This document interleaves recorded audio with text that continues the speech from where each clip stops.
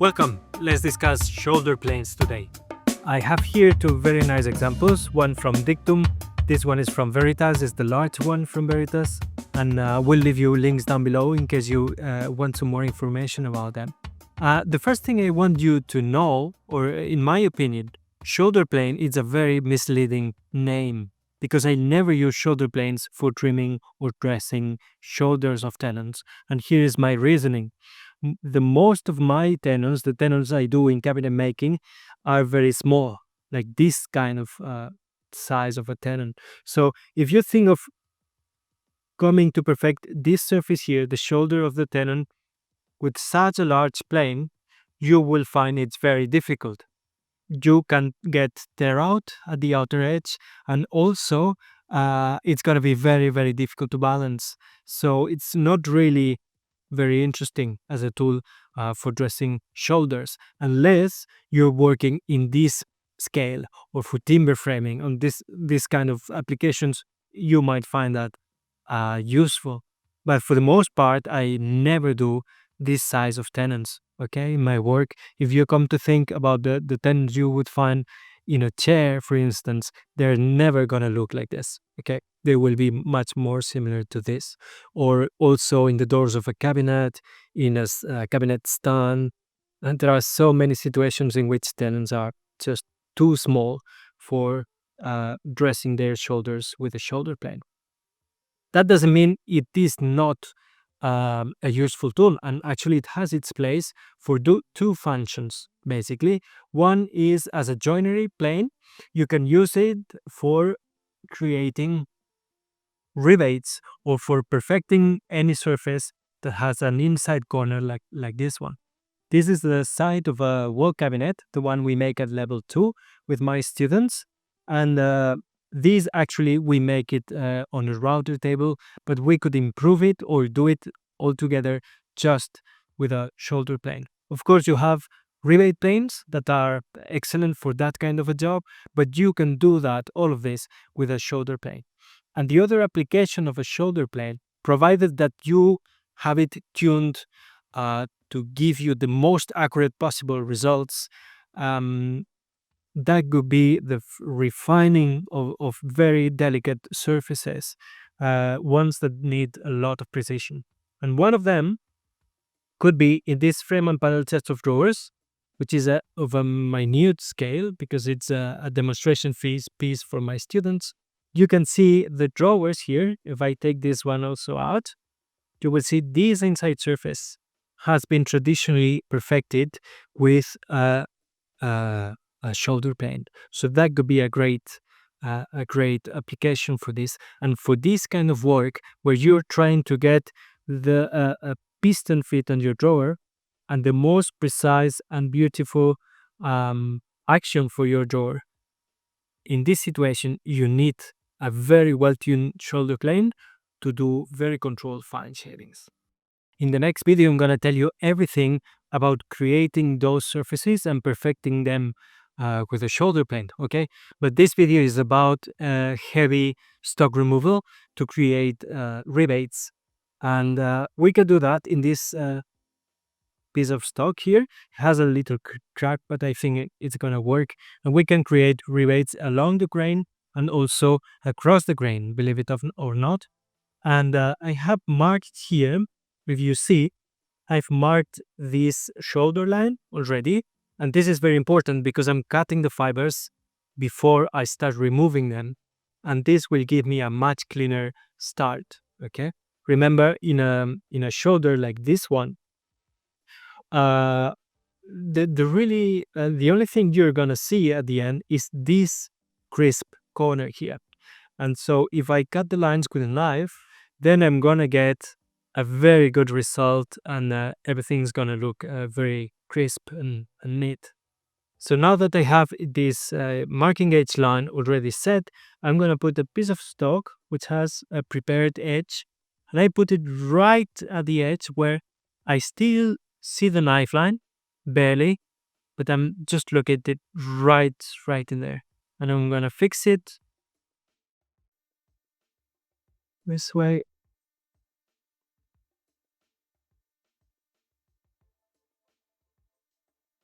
Okay, and once I have it, I can come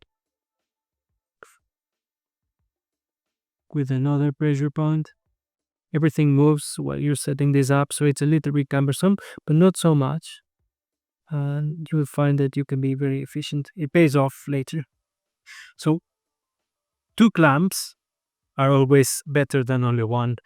Two smaller clamps are always better than one big clamp because one clamp acts as a pivot point. Okay, I'm gonna hit this hole fast here, and now we're ready to go.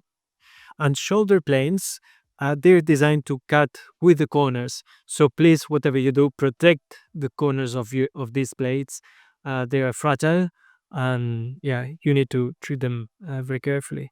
And these corners protrude actually at either side of the plane right now because the blade is slightly wider than the body of the plane. And this is intentional. This way, now I can set the blade to be working in this situation. I'm going to be using this corner here and I'm going to get it flush. So first of all, if I press down this way, now it's standing proud here, and I'm going to just turn it around and I'm going to press against my flat workbench and I could feel a tiny click. It is everything you need. Tension is right, and I think I have a very thin shaving at the moment. Yeah, have a thin shaving, and we want actually a very heavy shaving, not too heavy. Okay, so let's start with this. The beauty of this system is that it will guide the cut, and so you can use it this way. All right, I can just wrap around my fingers if I like here to stay well balanced, and I can start my first cut. You see, everything is going out, all these shavings, beautiful shavings, and I have no fibers attached to the timber. That's a function of the knife line or the gauge line, and that's so useful because then it's gonna give me a very clean cut. Okay, where it go there? As you can see, that's very easy, very comfortable. And let me show you another kind of plane you could use. It here. Uh, this is an open block plane. I can't remember really the actual name of this tool, but it's just like a block plane, but open. I think it's a side rivet block plane, maybe something like that. Very useful as well, but I don't have so much room for my fingers when I'm working here. So it might be very good for other situations like this one.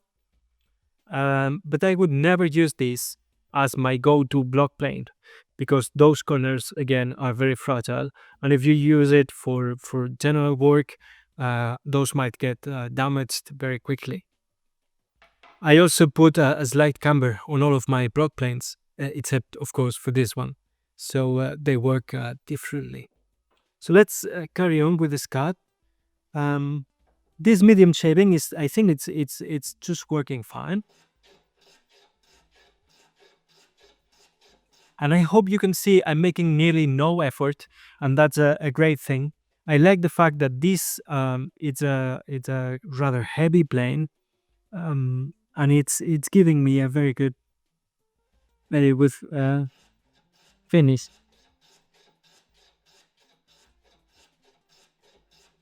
Okay, and I could work down to another gauge line if I wanted to. Now I'll show you the results in a minute. Okay, and now in case I have some attached fibers, you can see sometimes you get some attached fibers here. That's because we have no nicker. Some of these rivet planes, they usually have a nicker ahead of the cutter, creating this gauge line in every pass, okay, just right before the blade removes the material. But that's not a big problem. As you can see, let me get this other well for no reason at all. Since I have it, I'm gonna use it. Now that's flush in the corner I'm gonna be using. And now I can come in on the side and just perfect this surface here being always guided by the block of wood.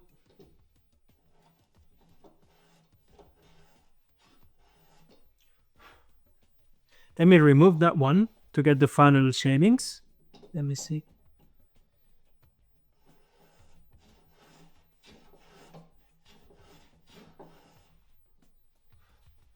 Let's see. Okay, I'm not sure if I got this right. Yeah.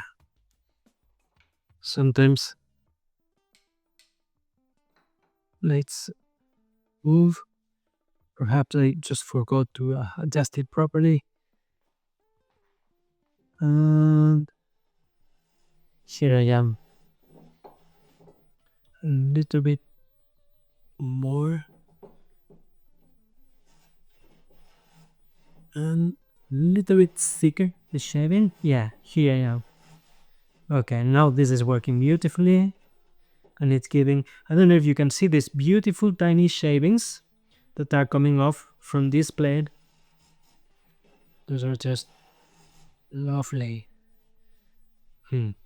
I could even set this plane in such a way that cuts only at this corner, but not at this corner, in a way that it's never going to damage my reference surface here, this straight edge that I have put. So I think I'm nearly there. Yeah. So let's see how we did.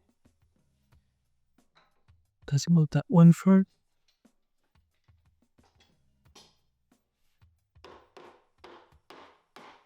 Okay. And so here's my rebate. Very clean, very nice, and just done with a shoulder plane. This is a great function of shoulder planes working on rebates, okay? And this shoulder here is very, very large, actually. And for that reason, a shoulder plane belongs to any woodworker's cabinet, but not to work actually in the tenons of small pieces of wood like this one, okay? So let me please ask you for a favor. Please subscribe and like this video if you've learned something. It's the only way we can move on and keep producing content for you. So thank you for your support. And let me just show you one thing we haven't addressed yet. When we're going to use these planes, this type of plane, for very, very precise controlled shavings, we come to a problem. Let me remove the blade and I'll show you what I mean. If I come here with a straight edge, this is of course a premium shoulder plane, and any shoulder plane that has a spin wheel mechanism like this one will give you this problem, okay? Now I have no tension, so I couldn't be doing any work at all because the blade would move, and this is absolutely straight, beyond any kind of reproach. I can see no light whatsoever. But as soon as I start applying some pressure, this thin area here, this triangle of metal at the body of the plane, it distorts, and very quickly you will see, you can hear that is a bump right where you don't want it, which is behind the blade. So that's gonna give us some problems in in fine correcting shavings for the most precise work. And this is everything very well explained in my next video. So see you then.